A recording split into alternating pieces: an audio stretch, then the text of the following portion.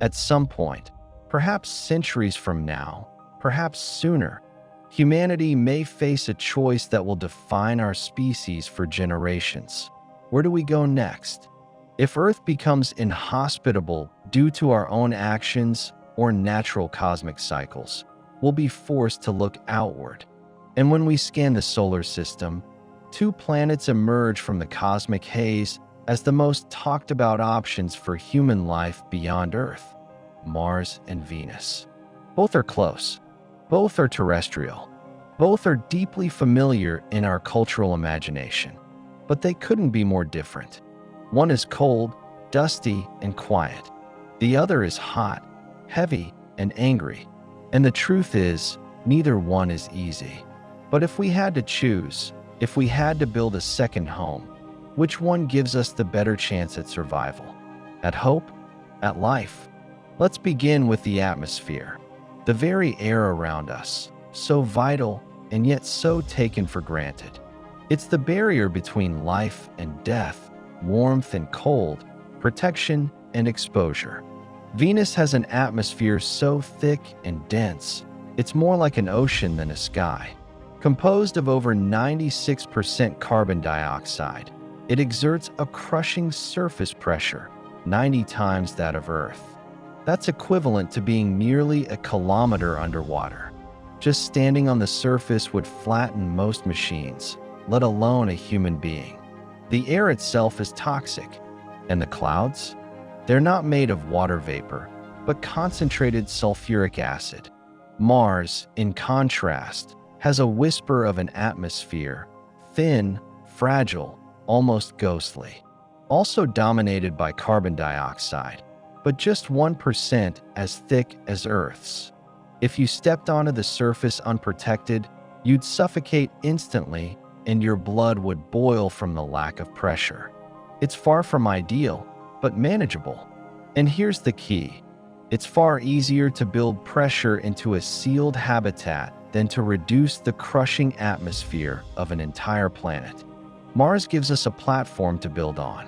Venus gives us a wall to break through. That difference is everything. Asterisk.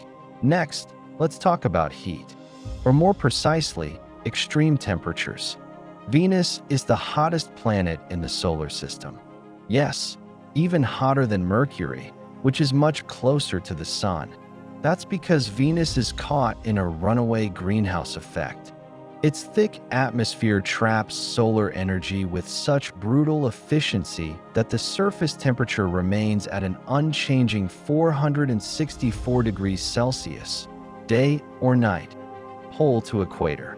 It's hot enough to melt lead, hot enough to incinerate spacecraft. It's a furnace, and nothing can live in a furnace. Asterisk. Mars, on the other hand, is freezing.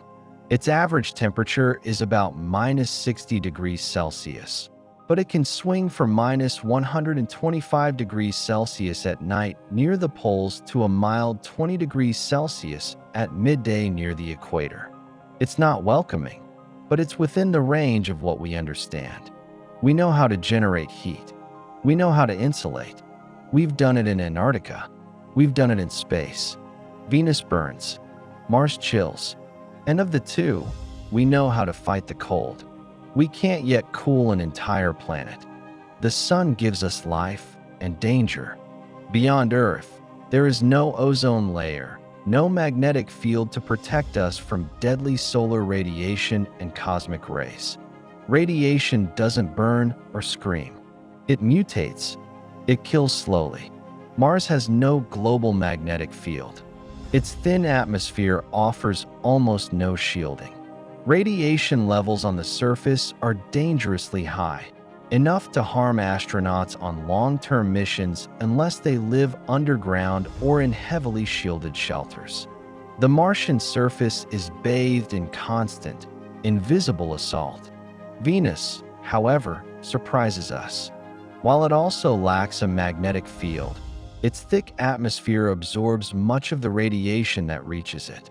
If you could hover in the Venusian sky, about 50 to 60 kilometers above the surface, radiation exposure would actually be similar to what we experience on Earth.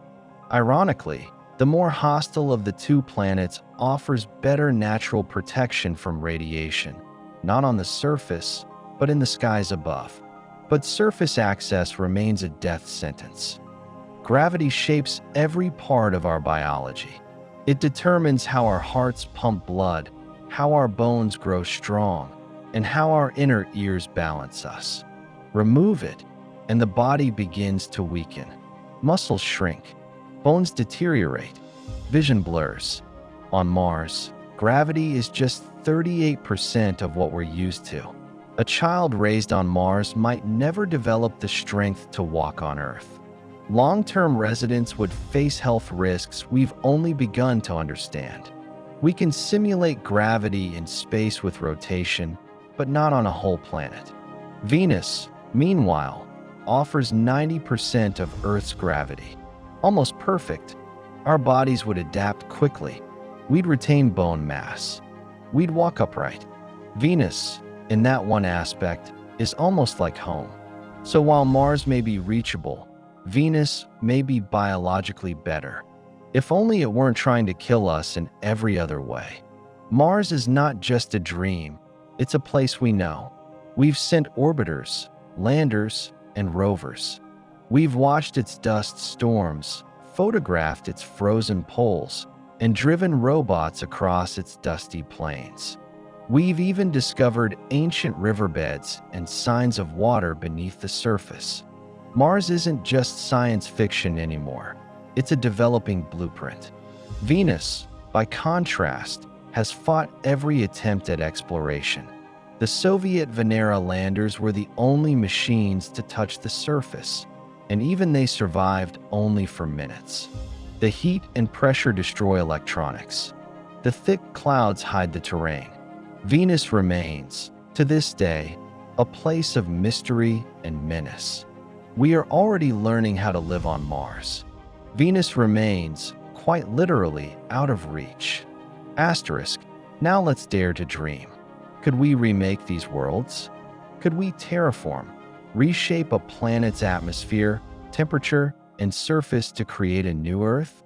Venus would require cooling the entire planet by hundreds of degrees, removing billions of tons of carbon dioxide, neutralizing acid clouds, and somehow dealing with a day that lasts longer than its year. Terraforming Venus is less of an engineering project and more of a planetary surgery that we can't even begin to perform.